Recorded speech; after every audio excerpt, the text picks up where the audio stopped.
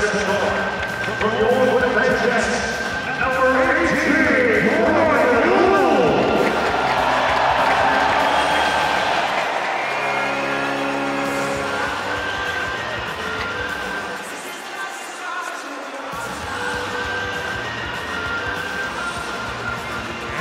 tonight's first star with 4 points, including his first career NHL hat-trick. From your Winnipeg Jets,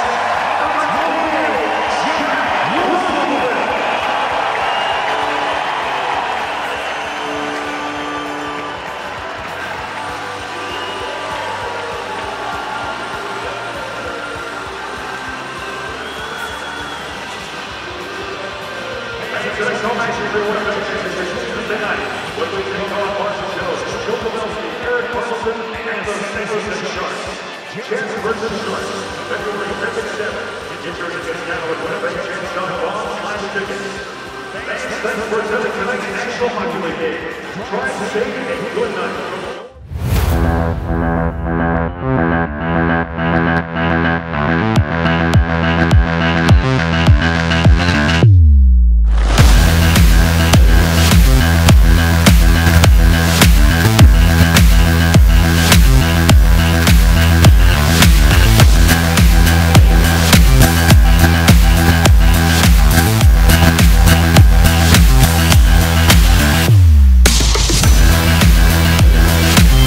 Welcome to the JetsTV Live Postgame Show presented by Budweiser. I'm Jamie Thomas. It was a whitewash, to say the least, for the Winnipeg Jets. They knock off the Anaheim Ducks in the second game of this 3-game homestand, 9-3. Anaheim got some pretty good players back in their lineups. Corey Perry, Jacob Silverberg, Patrick Eves, but it did not matter. They had not played since January 23rd, and they certainly look like it.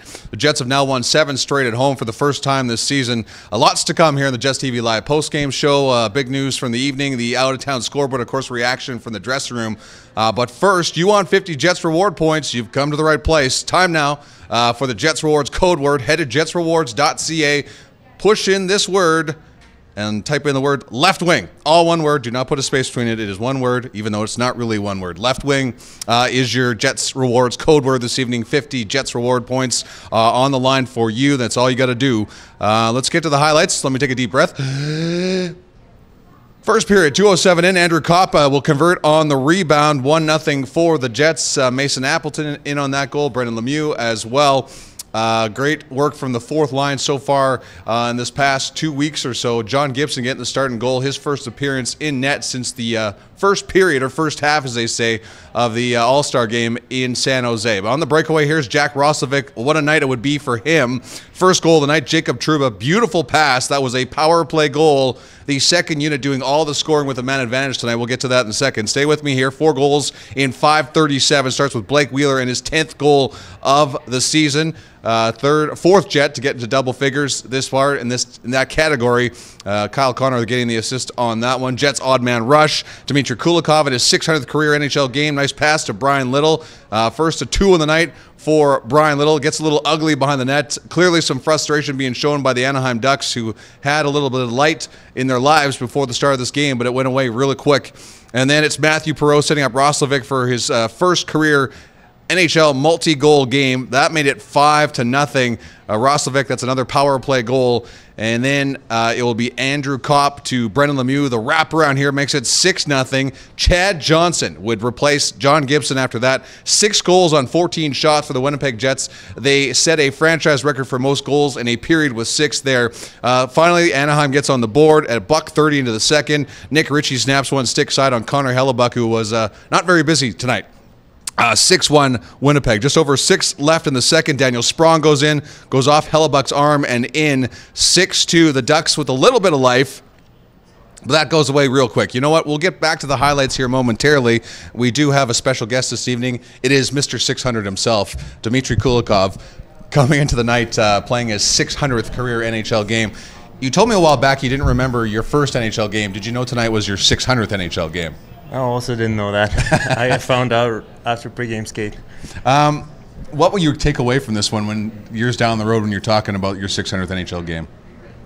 I guess somebody said on the bench that we tied the the record for goals in the game. Correct. Yeah, 9. Yeah. Like you don't know there was 9 goals scored tonight. There were so many going in, but just your overall thoughts on the game itself and just how well things went for you guys this evening. Yeah, I think we had a great start. We scored one early, and then it just kind of kept going, and they were going in for us. It was a big first period, but again, we knew that they weren't going to just hand us the game, and kept playing, so ended up being a little harder in the second, and we came out strong again in the third. How tough is it to come out in the second period after when you score 6 goals like that to keep with the game plan? It's tough. I think everyone has it in their head that we scored 6, so we're going to score a bunch more. But it's a good league, and it happened that we scored 6 in the first. We knew that it wasn't going to be easy, and they're going to push back, which they did. We're happy with the result tonight. Dustin Byfuglien is getting closer and closer to returning, but how much are you enjoying the extra ice time that is left in with Dustin's absence? I'm just feeling like my game's at the right place right now, and making plays, reading the game. It all comes with some confidence. So I feel like just enjoying what I do right now. Clearly, you grew up in Russia. Who was your favorite player growing up? I had a couple of them. When I was in my 15, 16, it was Darius Kasparaitis. He had some big hits and nice hip checks, and I like that, and just kind of try to implement that in my game. And Gonchar and Markov, they were also 2 of my favorite players. Now, first up, you didn't take to hockey right away. You were a figure skater. I know you and your twin sister were figure skaters. Now, would you say who's the bigger or better figure skater at this time? I don't understand this girl. Neither of us, I guess. She's not doing it anymore. I guess not. Yeah. So if you had to say, you would say yourself, because you're doing more. You're going to take the title? Yeah, I'm just a skater. Dmitry, congratulations on 600 career games, and congratulations on a big win tonight. Thank you. That's Dmitry Kulikov, defenseman for the Winnipeg Jets, and of course the defending champion, the best figure skater in the Kulikov family as of this moment, as a skater walking off. Very good at departing the stage as well. Jets win this one 9-3. They've won 7 straight games. Let's go back to the highlights. Nice transition from my dear friend Tyler Esquivel. There is Mason Appleton with a nice pass across to Tyler Myers. That made it 7-2. Another Jets power play. Brian Little to Jack Roslovic, and there it is. Bring down the hats, because there is the hat-trick goal from Jack Roslovic, his first NHL hat trick. Big night for him. 8-2, third period. Ben Schrotz redirected by Little for his second of the night. 9-2. Dmitry mentioned it. It's 9th goal of the game. Ties a franchise record for most goals in the game, but it's the most goals scored on home ice in franchise history. Devin Shore would make it 9-3 to wrap up the scoring of this hockey game.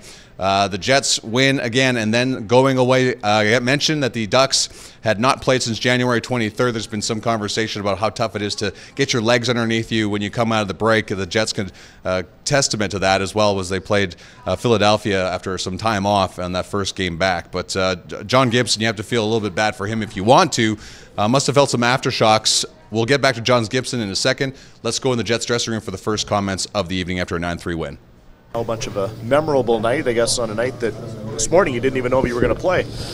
Yeah, went off the ice there early in morning skate, but I guess toughed it out, and I guess things like that happen. Was there any hesitation for you through warm up that maybe you didn't feel like you could go? No, when I got into warm up, I felt pretty good. I warmed it up pretty good in the gym, so it was ready to go. So now do you have a short pregame skate on Tuesday prior to San Jose? No, I don't think so. I don't think I'm gonna be able to get away with that one anymore. What worked so well for you and your line tonight? I think we just we've been doing the past couple games, just getting pucks deep, staying a little on pressure, and the way we've been scoring goals on the power play has been pretty good for our unit. And when the PP1's not clicking, it's always good to have a second backup that can be a little hot. So it's good. Breakaway, a set play, or a real nice read and a real nice pass? Yeah, it was set play. We've been we pre-scout that a little bit, so Really good pass by Jacob too. Just found the hole, and that was it. Did you get your first hat-trick? NHL hat-trick?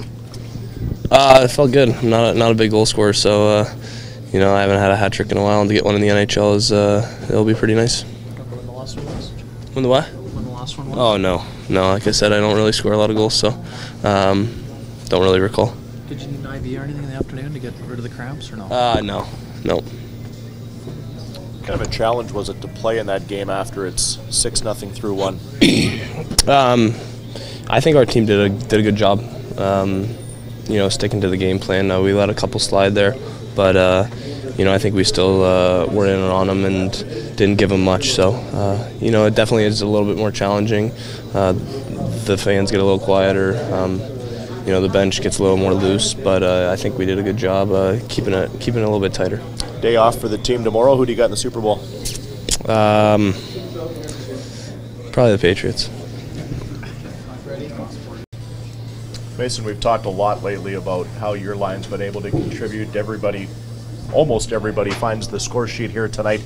Just what was this one like to be a part of?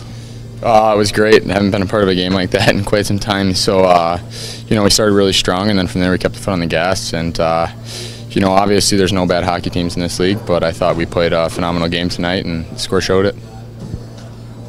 How are you feeling after blocking the shot? What was kind of going through your head when that happened? You had to go down the tunnel for a bit. Yeah, it stings obviously at first, and you hope nothing's broke, and that's the case, so I'm fine. So kind of what did your line do well tonight? Is just another quality night for you guys? Yeah, we were fast, we were simple, we were, we pride ourselves on winning puck battles and maintaining possession down low, and I think we did that, and that's where our offense comes from, and we made a lot of simple high percentage plays too throughout the course of the night, and I thought in the D zone we were strong tonight too. Got pucks out of the zone when we needed to, block some shots, and did the little things. Can you bring us into the room what it was like after 20 minutes and kind of what the topic of conversation is when a game is so decided so early like that? Yeah, when you're up like that after one, you're going to see a completely different team out of them in the second. So, we were all business still going in the second period because we knew they were going to have a push, and we weathered that storm for the first 5-7 minutes, and then from there put the foot back on the gas. Been aligned with them a little bit in the past. What's it like to see Jack get his first hat trick here tonight? It's great. For him to have a tough morning skate this morning, and not sure what his status was, and then to come out here and do that tonight, it's great for him, and he's a terrific player, and he's going to keep finding the score sheet if he plays like that.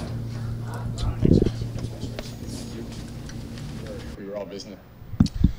There's Mason Appleton, who had a goal and assist tonight. His first career multi-goal or multi-point game in the National Hockey League. Jets knock off the Anaheim Ducks 9-3. Jack Roslovic, his first career NHL hat trick.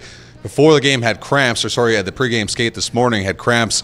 There was some talk that he might not play and Nick Batan would step in his place, so you could see why everybody's asking if he's going to take a shorter skate because it worked pretty well for him. Also had an assist tonight. Career high 4 points nights for Jack Roslovic. Franchise record for most goals in a period with 6 and most goals on home ice with 9. 6 players with multi-point games, and finally that was their 7th straight win on home ice. We'll clearly go back in the Jets dressing room for more comments, and of course hear from head coach Paul Maurice. Probably not many things he could be upset about in a strong performance over top of a Ducks team. Let's go around the National Hockey League and scores that matter across the league. The Vegas Golden Knights are just dropped a game to the Florida Panthers 3-1. Dallas and Nashville tied at 1. At the end of the second period, of course, Winnipeg has a 4-point lead over top of the Nashville Predators. Currently 1 game in hand. That'll turn into 2 at the end of this game between Nashville and Dallas. It's being played in Nashville. Chicago leads Minnesota 2-1 after the second period, and that is it for the games right now. Colorado Avalanche will host the Vancouver Canucks a little bit later tonight, and San Jose will play Arizona. That's at 9:30 Central Time. San Jose will be the Jets' next opponent here at Bell MTS Place on Tuesday. The Jets will have tomorrow off and will enjoy the Super Bowl along with many of us.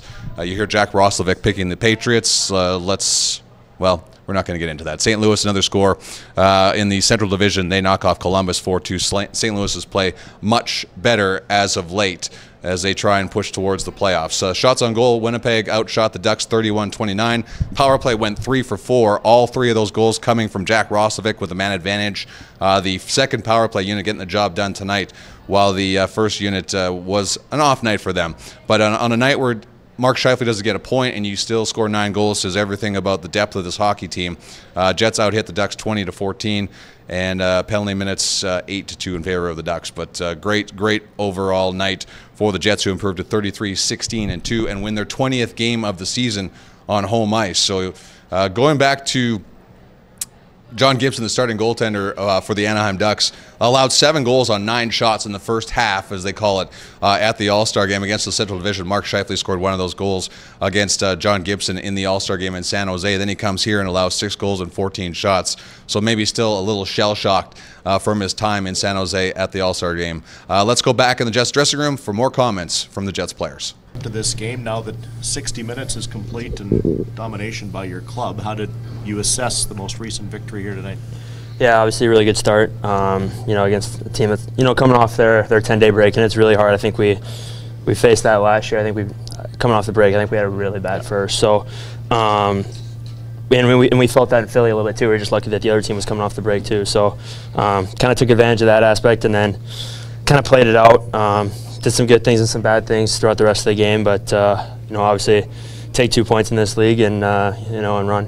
What were the challenges of that second period, and how did your club continue then to get better as the night went on and obviously wrap it up? Well, obviously they were going to be a lot better in the second period. They got a lot of good players and a very proud group over there, so they weren't going to mail it in by any means. So we knew there was going to be a bit of a push there, and we played in our end for the first probably 5 minutes. So it was handling that and then just kind of going about our game and trying to stay as fast as possible and not let off the gas. And did an okay job. I think we had a couple lulls in the game, but overall we were able to stick with it pretty well. What kind of lift do you get when basically like Gibson, obviously, guys?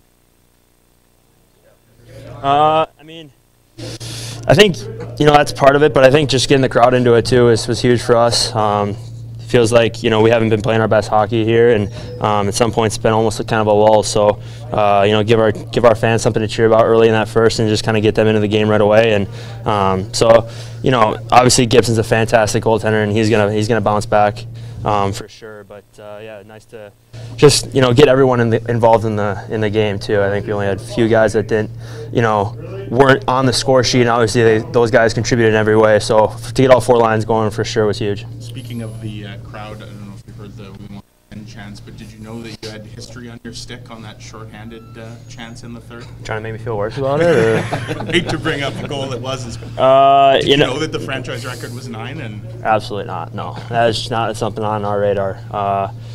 But we definitely heard that we want 10. Pretty good performance by Jack Roslovic, wasn't it? Yeah, you know, it's funny the number of times you've seen that a guy gets the flu or he has an ailment. Happened earlier in the year with Mark. Mark had an injury, and I think he ran, 20 points in the next 12, 13 games. He was just, but Jack was sharp tonight, and happy for him, because goals mean a lot to any player. But when you're a young guy and you're a skilled guy, and you can have a big night like that, you can get a real big boost of confidence. Obviously, there's a lot of players on the ice that make that happen with him. What did you like from that second power play unit tonight? Well, they've been fast. I mean, I think that probably puts them at 11 or 12 of our last 20. Their breakouts are quick and the puck moves. So they're really, really fast with those guys. And as you can see, they're almost interchangeable to the positions that they get to, which gives them a different look every time, whether the guy in the half wall's on his one-time side or on his natural side. It changes a lot of things. And they have some chemistry together, that group. What do you tell a group when it's 6-0 after 1? Well, we talked. We talked about some things that we wanted to do to continue that we liked in the first, but it's related to the day before and the day before that. Some things we're working on in our game. Clearly, we nursed it a bit in the second. You know, our speed was so good in the first, and they're going to come a little harder and get a little faster. So we weren't bragging about our second, but that's a tough thing. I don't know that I've coached a bunch of games, and I don't ever remember having a 6-goal lead, a 6-0 after the first. I think that's the first time. We had a bunch of 5s last year, and those are tough games to manage in some ways after, because you want to keep your foot on the gas and keep going, but you also want to spread your minutes out a little bit and give some guys some opportunities to do different things. And like Andrew Kopp's line had earned it. It wasn't trying to rest Mark's line. Andrew's line was so good tonight that they earned all their minutes. And is that, Paul, I guess another offshoot of a night like this, that you can maybe balance those minutes out a bit more and ease off the top guys a little bit? Yeah, ease off those guys, but get valuable playing time to that line. They've kind of just slowly taken more minutes as the months have gone by. The big inflection point really was Andrew going into the middle of that ice. He was fantastic tonight. And now they've, the two guys in the wings have scored goals. They're offensive players. They've got that ability, but you're not going to score a lot on 6 minutes ice. That's just the way life works. So they've earned more. They've got a little more confidence, and they've played well. Like I don't find them lucky. I think they've earned everything they've gotten. And coming off a stretch here where maybe you're playing some heavier teams, is it a promising sign that they've fared well against these heavier teams? And are they looking maybe more like a traditional fourth line? Right, straight lines and then heavy around the net. Right, that's where they were good in Boston like that, and yeah, they don't mind putting the puck in and going and getting it. They're none of them afraid to take a hit to make a play. They'll get to some hard areas in games. Just one more. That pass when Mason Appleton there sort of slows up and waits and waits and waits, and Tyler Myers eventually jumps in. Is that a play that maybe earlier in his call-up that he might have made? Like, is that a sign of maybe some growth on his part? So I think maybe early on we would have curled up or held on and tried to make that play far earlier, which wouldn't have been as smart, or just dropped your head and blasted it. So he had the sense. He's got offensive skill. He had the sense to hold on and buy time on that. And Tyler did a great job getting up the ice. You touched on the power play. I mean, what's it meant to have the second unit pushing? I mean, when you have a little bit of a more goals. Dryish spell. It means more goals. Like the kind of the history of this year is that Mark's unit gets so incredibly hot in that stretch in December or November, I think. They ran 47% on 5 games, and then after that went a long stretch where their zone time was way off the charts. They were almost running 2 minutes at a time. We saw a piece of it here tonight, and then it gets to the point where it's going to bottom out, and that's just the cycle of a power play, right? And but we've got good players for another unit, so having that means we got a chance to win games. When the inevitable cycle of each line 5-on-5 or each power play unit, there's going to be an ebb and flow, and when one isn't going, the other one can heat up. You can win more games. That Andrew was fantastic tonight. Can you just expand on what elements in particular? Well, all the technical routes that you're supposed to run. He didn't cheat anything. He was really fast. His stick was good. They knocked an awful lot of pucks down out of the air, mostly out of effort before hands became a factor. They really worked hard to get back above pucks that gave them a chance to knock that down. Andrew, from the time he got here, there's always very little video that we showed him defensively because he just had it figured out. And he needs that with 2 young wingers. There's reads that he has to make, but he's a guy that can come back to the bench and tell you exactly what happened with all 5 and possibly 10 guys on the ice. He has that great read so that he can do that coaching on the bench to those young guys, and they'll listen. Okay, thank you. There's Paul Maurice, the head coach of the Winnipeg Jets. I know there's some discussion about Winnipeg NHL records. Joe Pascucci, of course, longtime broadcaster over at Global Sports, tweeting out a moment ago the 6 goals Jets scored in the opening 20 against the Ducks tied the NHL Winnipeg record for most goals in a period. November 9th, 1984, they scored 6 the second against the Canucks. October 30th, 1988, they had 6 in the third versus the Kings. So depending on what side of the fence you're on, the NHL Jets setting a record nonetheless, scoring 6 goals in a period. That'll do it for the JetsTV Live post-game show. The next time we'll see you will be on Tuesday. The San Jose Sharks are in town. First time Jets fans get to see Erik Karlsson in a San Jose Shark jersey. Game time, of course, 7 o'clock. 6 o'clock, the JetsTV Live pregame show. Thanks for watching, everybody. Have a great weekend.